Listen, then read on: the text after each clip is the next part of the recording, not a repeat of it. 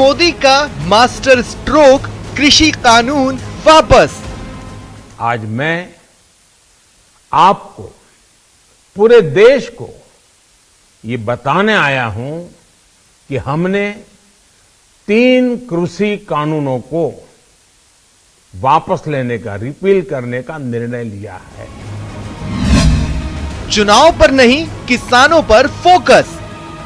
इस महीने के अंत में शुरू होने जा रहे संसद सत्र में, इसी महीने में हम 3 कृषि कानूनों को रिपील करने की संवैधानिक प्रक्रिया को पूरा कर देंगे। एमएसपी पर कमेटी का ऐलान। एमएसपी को और अधिक प्रभावी और पारदर्शी बनाने के लिए ऐसे सभी विषयों पर भविष्य को ध्यान में रखते हुए निर्णय लेने के लिए एक कमेटी का गठन किया जाएगा। कांग्रेस ने बताया किसानों की जीत। प्रधानमंत्री जी को मजबूर होकर आना पड़ा, देशवासियों को संदेश देना पड़ा। 3 काले कानूनों को, जिनका हमारी विधानसभा ने पहले ही खारिज कर दिया था, उनके ऊपर उनको वापस लेने की घोषणा करना पड़ी। ये मैं समझता हूँ देश के किसानों की बहुत भारी शानदार विजय है। कृषि कानून वापसी क्या बनेगी गेम चेंजर?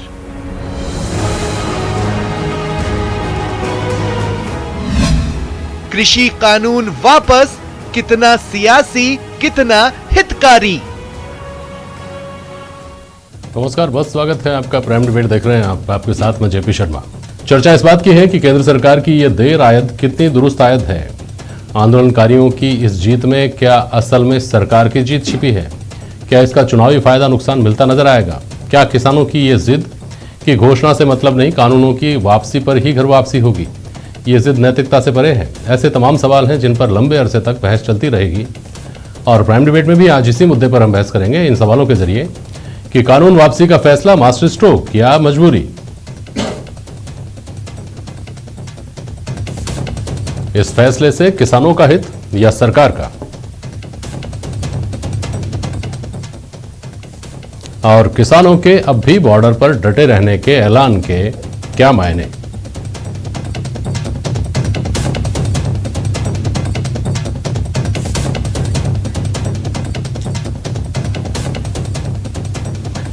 हमारे साथ भारतीय जनता पार्टी के प्रदेश उपाध्यक्ष माधोराम चौधरी जी हैं, आर तिवारी साहब हैं कांग्रेस के प्रवक्ता, किसानों के खैरखा और किसानों की बहस मुबाहिसों में नुमाइंदगी करते रहे डॉक्टर सीबी यादव साहब हैं और वरिष्ठ पत्रकार एसपी मित्तल साहब हमारे साथ जुट रहे हैं। बहुत स्वागत है आपसे भी आपका। पहले आप तीनों से 30 सेकंड में आपकी टिप्पणी ले लूं, उसके बाद बहस में आगे जाता हूं। सबसे पहले सीबी यादव साहब।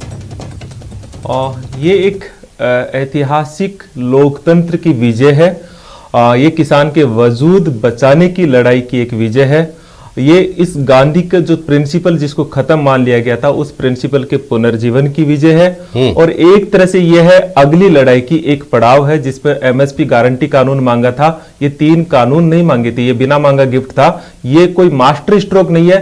कानून पारित करना भी मास्टर स्ट्रोक था और लेना भी मास्टर स्ट्रोक है। ये विरोधाभास जो है, ये जो दोगलापन जो सरकार का है, वो सामने खोलता है। ठीक है, तिवारी जी।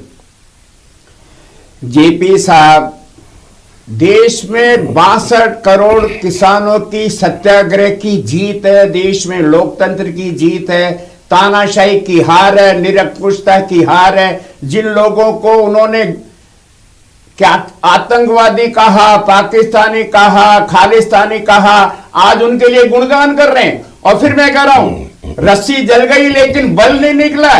देश के प्रधानमंत्री और इनके तमाम मंत्री ये कह रहे हैं, कुछ किसानों को समझा नहीं पाए, मेरी तपस्या खत्म हो गई। अरे बहुमत का फैसला होता है देश के प्रधानमंत्री जी, बहुमत के आगे झुका जाता है। देश के 62 करोड़ अन्नदाताओं ने भारतीय जनता पार्टी के तानाशाही नीतियों को देश की जनता के सामने झुकाया है। ठीक है, देश में लोकतंत्र जीता है, देश में निरंकुशता हारी है। ठीक है माधुराम जी। जेपी साहब, बहुत बहुत धन्यवाद। और आज गुरु नानक पर्व पर सभी को बधाई देना चाहूँगा। और देखिए 2014 में जब से मोदी जी देश के प्रधानमंत्री बने हैं, किसानों के कल्याण के लिए उन्होंने कई स्टेप लिए हैं। उसी के तहत में ये जो एक्ट लाए गए थे, परंतु अब मोदी जी ने स्पष्ट कहा कि मेरी तपस्या में कहीं ना कहीं मैं कह सकता हूँ कमी रही होगी और मैं कुछ संगठनों को समझा नहीं पाया, इसलिए क्योंकि देश के अंदर प्रजातंत्र है और प्रजातंत्र में अपना आंदोलन करने का सभी को हक है, परंतु कहीं भी आंदोलन में कोई अवसर ढूंढ रहे थे और कांग्रेस वाले जो अपने आप को अपनी खुशी मना रहे, ये मेरे को समझ में नहीं आया कि ये किस बात की खुशी मना रहे हैं। कांग्रेस को तो आप कह रहे थे हम भड़का रहे हैं। टूल किट किसने बनाया था? वहां पर लाल किले पर आपके समर्थक आदमी से आपने झंडा फहराया, किसानों को देश विदेश में आपने खालिस्तानी बताया, पाकिस्तानी बताया। अचानक माधोराम जी आपका दिल कैसे पसीज गया? मैं कह रहा हूँ सियासत जा रही है। ठीक है, अब जवाब भी सुन लीजिए। देश की अब जवाब सुन लीजिए। अब जवाब सुनने की क्षमता भी रखिए। बोलिए। किसानों के लिए, कल्याण के लिए जो 7 साल में जो कार्य किए गए हैं, पूरे हिंदुस्तान के इतिहास में कभी भी इतने बड़े कार्य नहीं हुए। चाहे पीएम सम्मान निधि का मामला हो, चाहे एमएसपी का 1.5 गुना लागत मूल्य जोड़ के इस देश में पहले बार मोदी जी ने ये काम किया। नीम कोटेड यूरिया जो देश में ब्लैक पे बिकता था, यही कांग्रेस की सरकार थी और मनमोहन सिंह जी कुछ नहीं कर पा रहे थे उस स्थिति। तो आप 2 मिनट सुनने की क्षमता रखिए। रिकॉर्ड खरीद हुई है और जो 5 गुना किसानों के लिए, किसानों के बजट के प्रावधान 5 गुना बढ़ाया गया है, ये एक ऐतिहासिक फैसले हैं। तो मोदी जी ने स्पष्ट कहा है कि मैं पहले भी किसानों के लिए काम करता रहा हूं और आगे भी भविष्य में भी किसान कौम के लिए काम करते रहेंगे। तो प्रजातंत्र के अंदर सबको आंदोलन का अधिकार है और कहीं ना कहीं हो सकता है कि उन समूह को समझाने में कहीं ना कहीं कोई कमी रही, तो इनको रीअपील्ड किया गया। आने वाले समय में रीअपील्ड होगा और किसानों के लिए ऐतिहासिक कार्यक्रम और भी जारी रहेंगे। चौधरी साहब, जब आप ये कहते हैं कि उन लोगों को, कुछ लोगों को समझाने में हम नाकाम रहे और इसलिए कानून वापस लेने पड़ते हैं, तब इसमें सवाल अपने आप उभर जाता है कि क्या कुछ लोगों की वजह से, अगर ये वाकई हितकारी कानून थे, तो आपने देश के बहुत के किसानों का नुकसान कर दिया क्या? और क्यों कर दिया फिर, अगर ऐसा था तो? साहब बहुत बढ़िया बात कही। मैंने पहले भी कहा कि कुछ लोग आंदोलन में अवसर ढूंढने की और जो राजनीति पीछे से करने की कोशिश कर रहे थे और देश को कहीं ना कहीं कमजोर करने की कोशिश कर रहे थे, उनको एक करारा जवाब है। और मोदी जी ने कहा कि किसानों के लिए मैं काम करता रहूंगा आगे भी, और मैंने ऐतिहासिक कई फैसले लिए, भविष्य में भी जारी रहेंगे। ठीक है। जमानत जब्त होती है हिमाचल में, जेपी नड्डा जी के गृह राज्य में, इसलिए राजस्थान में जमानत जब्त होती है भारतीय जनता पार्टी की सरकार की। इसलिए आपने पेट्रोल और डीजल के दाम दिए थे, कांग्रेस के दबाव में आपने किसानों की मांगे मानी। संपूर्ण विपक्ष आपके खिलाफ था, देश के करोड़ों किसान आपने इसीलिए पैसे बढ़ाए, आप जीत के चुनाव, आपने 33 जो ये चुनाव जीते हैं, 5 राज्यों में होने वाले चुनाव में आपने 33 आते ही सरकार बढ़ाए किसानों को। आपने किसानों का रेल माफ कर दिया क्या? किसानों के आपने घोषणा की क्या? माफ किया आपने? पर आपने फिर आप कहां तक बात कर रहे हैं किसान के लिए? आपने राजस्थान की सरकार किसानों को गुमराह करके लाएगा और कहा कि 2 लाख रुपए के कच्चे माल को ये आपने कांग्रेस आए कहीं भी किसानों को सारे जिले में दिया है। आप सुनने की क्षमता रखते हैं क्या? आपने किसानों को ठगा है? 2 लाख रुपए के रेट की बात करके 70,000 करोड़ का किसान कर्जा माफ कर दिया था आपने, उसके बाद कर्जा माफी को लेकर के पिछले 3 साल से बहस चलती। सुनिए ना एक मिनट एसपी मित्तल साहब, ये जो टाइमिंग है और जिस तरह से जो किसान कृषि कानून है उनको रिपील किया गया है, उसमें ये बात तो निश्चित तौर पर कही जाएगी ही कि ये जो 5 राज्यों में चुनाव होने वाले हैं, उन 5 राज्यों में से 3 राज्य ऐसे हैं जहां सीधा सीधा असर, और 3 राज्य में नहीं तो कम से कम कहिए कि पंजाब और पश्चिमी उत्तर प्रदेश है, वहां तो सीधा असर इस आंदोलन का चूंकि दिखाई दे ही रहा था, तो इसलिए इस फैसले को इस तरह से लिया गया है। मित्तल साहब, क्या सिग्निफिकेंस देखते हैं इस फैसले की और इस टाइमिंग की? जेपी जी, ये शुरुआती दौर में मैं ये कहना चाहूंगा कि लोकतंत्र में जिस तरीके से ये आंदोलन हुआ, उस आंदोलन की वजह से संसद में जो कानून बढ़ा उसको भी वापस लेने का निर्णय आज प्रधानमंत्री की ओर से किया गया है। मुझे लगता है कि ये हमारे भारत के जो लोकतंत्र है उसकी एक खूबसूरती है कि यदि कुछ लोगों को यदि ये कानून पसंद नहीं आया तो प्रधानमंत्री खड़े होकर इस बात को कहते हैं कि इस कानून को हम वापस ले रहे हैं। ये बहुत अच्छी बात है। रहा सवाल राजनीति की, तो जेपी जी हर मुद्दे पर राजनीति है और इसमें कोई दो राय नहीं कि जो उपचुनाव अभी हाल ही में आए थे उसके जो परिणाम आए, हिमाचल में भारतीय जनता पार्टी को लोकसभा की सीट हारनी पड़ी और राजस्थान में हमने देखा जो परिणाम आए वो भी खराब आए, तो उसका दबाव बिल्कुल रहा। और ये जो चुनाव है, इसमें ये जो चुनाव आने वाले थे इसके मद्देनजर ही आज प्रधानमंत्री को ये घोषणा करनी पड़ी है। एक बात इसमें और महत्वपूर्ण बात है कि आज प्रधानमंत्री ने जो दिन का चयन किया वो गुरु नानक देव जी का जन्मोत्सव है, उसका दिन प्रकाश पर्व के रूप में मनाया जाता है। चूंकि इस किसान आंदोलन के अंदर सबसे महत्वपूर्ण भूमिका हम देख रहे थे कि जो पंजाब के सिख किसान हैं उनकी बहुत महत्वपूर्ण भूमिका थी, मुझे लगता है कि प्रधानमंत्री ने वो भी इस बात को ध्यान में रखा कि गुरु पर्व पर इसकी घोषणा की जाए। एक बात और है कि प्रधानमंत्री की घोषणा के बाद में अब किसान आंदोलन की ओर से ये कहा जा रहा है, नेताओं की ओर से कहा जा रहा है कि फिलहाल जो दिल्ली की सीमाएं हैं उनको खाली नहीं किया जाएगा और जब संसद में ये कानून हो जाएगा, रद्द हो जाएगा, उसके बाद इस आंदोलन को समाप्त किया जाएगा। मुझे लगता है कि शायद ये उचित नहीं है। पिछले 1 साल से दिल्ली के लोग परेशान हो रहे हैं, चारों तरफ की सीमा उनकी लॉक हो रखी है, आने जाने में बहुत दिक्कत है। प्रधानमंत्री ने जब इस सार्वजनिक घोषणा कर दी है, मुझे लगता है कि एक सच्चे मन से उन्होंने घोषणा की है और उन्होंने इस मुद्दे पर माफी भी मांगी है। तो मुझे ऐसा लगता है कि ये आंदोलन तत्काल प्रभाव से समाप्त होना चाहिए। सीबी यादव साहब, आप कह रहे हैं कि ये तो अनचाही सौगात थी, उसको तो वापस ले लिया तो कोई बड़ी बात नहीं, हमारा असली संघर्ष तो आगे है और ये तो सिर्फ एक पड़ाव है। ये अति उत्साह नहीं बोलता क्या किसानों का? मेरी बात पूरी सुनिएगा। आप कहते हैं कि अहंकार टूटा है, सत्ता जो है वो अहंकार में डूबी हुई है। किसानों की नम्रता के बारे में भी कुछ बोलिए। जो सुप्रीम कोर्ट के ये कहने के बाद कि आपके जब ये जो कानून थे स्थगित कर दिए गए हैं, इस पर कमेटी बना दी गई है, उसकी रिपोर्ट अभी तक आई नहीं है, आप लोग अपने घर क्यों नहीं जाते? आपको रास्ते रोकने का अधिकार नहीं है। उसके बावजूद किसान बॉर्डर पर डटे रहते हैं। देश का प्रधानमंत्री, जहां हमको ये भूल जाना चाहिए कि वो किस पार्टी के हैं, क्या नहीं है, राष्ट्रीय चैनल्स पर आकर मीडिया के बीच में सार्वजनिक रूप से बयान देते हैं जिसकी आपके लिहाज से कोई सिग्निफिकेंस नहीं है कि इनको रिपील कर दिया जाएगा, भरोसा नहीं है। ये क्या अंतर्राष्ट्रीय जगत में क्या संदेश जाता है इससे? इस नम्रता के बारे में भी थोड़ा बोलिए सीबी यादव साहब। जी। पहली बात तो मैं बताऊं, किसान आंदोलन पर जो निर्णय लेने वाली बॉडी है वो संयुक्त किसान मोर्चा की बॉडी है, जिसकी बैठक कल होगी। उसने अभी तक कोई आधिकारिक वक्तव्य जारी नहीं किया है। आधिकारिक वक्तव्य क्या जारी होते हैं? आप यहाँ एक तो कहते हैं कोई नेता ही नहीं है, हमारा कोई संगठन नहीं है, हमारे सब बराबर हैं, हम एक जादम पर बैठे हुए हैं, और एक तरफ आप ये कह रहे हैं कि हमारी बॉडी इसका निर्णय लेगी। नंबर 2, आपकी बॉडी सुप्रीम कोर्ट से बड़ी होगी क्या? हाँ, मैं वही जो सुप्रीम, मैं एक सवाल का जवाब दे रहा हूँ, एक सवाल का। हाँ, बोलिए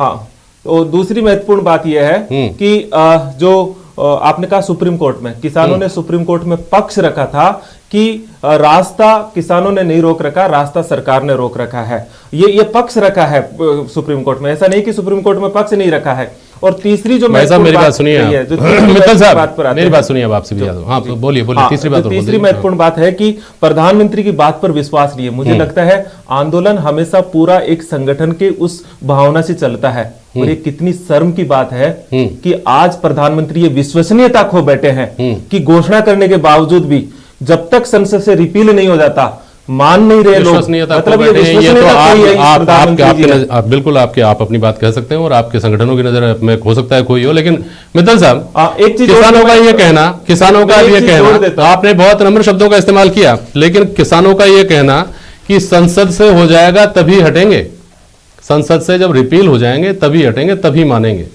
ये क्या किसानों का अहंकार नहीं दिखाता? इससे क्या हमारी छवि, देश की सरहदों के बीच तो कोई बात नहीं आपस में लड़ने, लेकिन दुनिया में हमारी क्या छवि जाती है इससे? मित्तल साहब।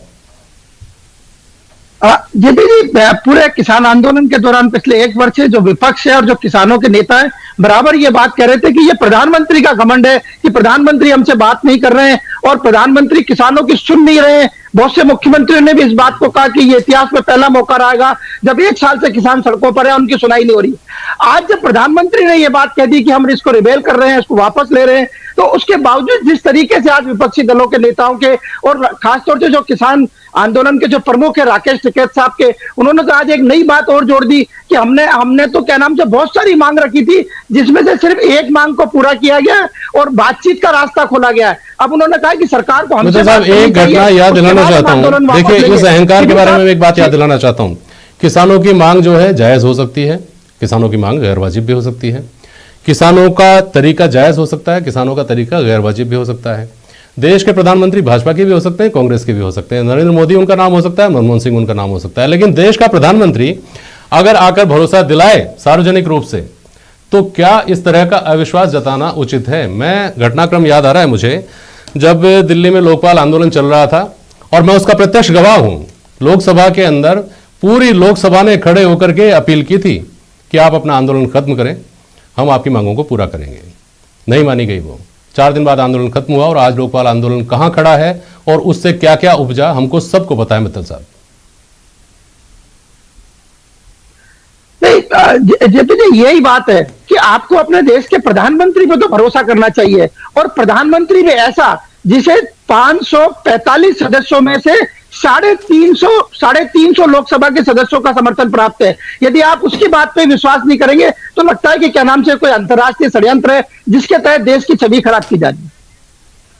ठीक है, यादव साहब कुछ बोलना है, बहुत संक्षेप में बोलिए। मैं संक्षेप में ये बोल रहा हूँ कि ये विश्वास क्यों खोया है। ये विश्वास इसलिए खोया है कि वही प्रधानमंत्री संसद में ये स्पीच देते हैं कि आंदोलन जीवे किसान नहीं है। आज वो कहते हैं कुछ लोग जो है आज कुछ पे आ गए हैं, और हमने ये कहा कि एक संगठन बता दीजिए जो इस आंदोलन से पहले पंजीकृत हो और जिसने समर्थन किया हो। तो कुछ लोग कौन है, मतलब फिर नुमाइंदगी कौन करते हैं, ये महत्वपूर्ण बात है। और जो दूसरी महत्वपूर्ण बात है कि प्रधानमंत्री जी ने विश्वसनीयता हर मोर्चे पर खोई है। 2022 तक किसान की आमदनी दुगनी करने का स्लोगन उनका है, तथ्यात्मक रूप से सामने रखे, एनएसओ की रिपोर्ट सामने लेके आ जाइए। सबसे बड़ी बात है अभी भी पूरी स्पीच के बीच, अभी भी पूरी स्पीच के बीच हाथ की सफाई दिख रही है। अभी भी ये लोकतंत्र में इतना बड़ा संकट है कि देश के प्रधानमंत्री जी राष्ट्र के नाम संबोधित कर रहे, किसान मान नहीं रहा। उसके पीछे तर्क ये कि सीबीआई के डायरेक्टर का आपको कार्यकाल बढ़ाना पड़ता तो अध्यादेश ले आते हैं। अच्छा, ईडी के सुप्रीम को अगर आपको बढ़ाना है तो आप अध्यादेश ले आते हैं। तो देश का किसान समझ रहा है कि आने वाले संसद के सत्र में अगर ये नहीं करेंगे तो क्या होगा। मैं आपसे कहना चाहता हूँ नोटबंदी के मामले में ये बात देखिए तिवारी जी, ये बात पसंद नहीं होती देश के तिवारी जी, ये बात गलत नहीं होती। निश्चित तौर पर मैंने कहा आपको कि निश्चित तौर पर किसानों की मांग जायज हो सकती है, निश्चित तौर पर ये चुनावी नजरिए से लिया फैसला हो सकता है, ये सब बातें हो सकती हैं। लेकिन ये बात जो आप कर रहे हैं, जो कानून आज लागू ही नहीं है, सुप्रीम कोर्ट ने जिनको रोक कर रखा हुआ है, उन कानूनों को 10 दिन पहले अध्यादेश लेकर के आप आए, चूंकि आपकी बात पर भरोसा नहीं है। मैं इस बात का समर्थन नहीं कर सकता हूं और इसके पक्ष में मुझे कोई तर्क नहीं मिलते हैं। हमारी 2 मांग, मधुराम चौधरी जी कुछ बोलना चाहते हैं। गारंटी कानून प्रमुख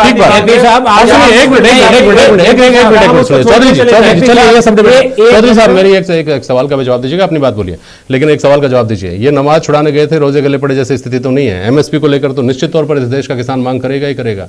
भले ही कानून की मांग करना हो सकता है कि आम आदमी को परेशान करे, लेकिन किसानों को सरकार जो खरीदेगी एमएसपी पर खरीद सुनिश्चित हो, ये तो कम से कम भरोसा मिलना ही चाहिए। और भरोसा तो लेके जाएंगे ना। एमएसपी के लिए आज ही प्रधानमंत्री जी ने स्पष्ट रूप से कहा है कि राज्य सरकारों के सभी नुमाइंदे इसमें होंगे, विशेषज्ञ होंगे, किसानों के प्रतिनिधि होंगे, और वो एक कमेटी बनाई जाएगी। वो कमेटी जो एमएसपी पे निर्णय करेगी, सरकार उसको मानेगी। एमएसपी की बात तो ये रही। दूसरी बात ये कहते हैं कि किसानों की, तो किसानों को इनको भी याद करना चाहिए। नागौर के अंदर अशोक गहलोत को किसानों ने घेरा था और घेर कर वहां हेलीकॉप्टर के पीछे पड़े थे, टक्कर ट्रैक्टर से मारी थी। उस दिन आप किसानों के हितैषी कहां गए थे? तो आप बात करते हैं कि हम किसानों के बहुत हितैषी है। आपने चुनाव जीतते ही 33% फ्यूल सरचार्ज के नाम से बिजली पे पैसा बढ़ा दिया। तो आप कौन सा किसान की बात करते हैं? आपने डीजल की रेटें आज कम नहीं थी जब सारे प्रदेशों ने। अब एक मिनट आप दोनों मेहरबानी करके सुनिए, तिवारी जी सुनिए, तिवारी जी प्लीज, तिवारी जी सुनिए प्लीज। मित्तल साहब, एक बहुत महत्वपूर्ण सवाल ये है कि इस मामले में और पिछले एक अरसे में 2 फैसले आए। पेट्रोल प्रोडक्ट्स जो हैं उनकी कीमतों में कमी, और दूसरा इस मामले में सरकार का जो लचीला रुख आया है। इसके बाद जो एक तबका है वो ये कह रहा है कि कड़े फैसले लेने का जो भरोसा था वो अब थोड़ा सा डगमगा गया है। खास तौर पर कुछ ऐसे कानून जो भारतीय जनता पार्टी के एजेंडे में हैं और जिनको लेकर समझा जा रहा था कि बहुत जल्द वो आएंगे, उनको लेकर के लोगों को लग रहा है कि अब आगे क्या होगा। मित्तल साहब जवाब दीजिएगा तो संक्षेप में। देखिए, मेरा इस सवाल में यह कहना है कि ये प्रधानमंत्री की जो आज घोषणा है ना, ये इस दृष्टि से न देखी जाए कि क्या नाम से सरकार पीछे हट गई है या सरकार की हार हो गई है। ऐसा नहीं है। एक बड़े परिप्रेक्ष्य के अंदर हमने देखा है कि इस किसान आंदोलन के दौरान जैसे जैसे तत्व सामने आए, उनको देश को देखते हुए देश की एकता और अखंडता को भी खतरा उत्पन्न हो गया था। तो मुझे लगता है कि प्रधानमंत्री ने सारी बात को ध्यान रखा होगा, यूपी के चुनाव को भी ध्यान रखा होगा, लेकिन जो देश के लिए जरूरी था उसको देखते हुए और प्रधानमंत्री ने आज ये निर्णय लिया है। बहुत शुक्रिया आप सभी का आज प्राइम डिबेट में शामिल होने के लिए। आज के लिए बस इतना ही। नमस्कार।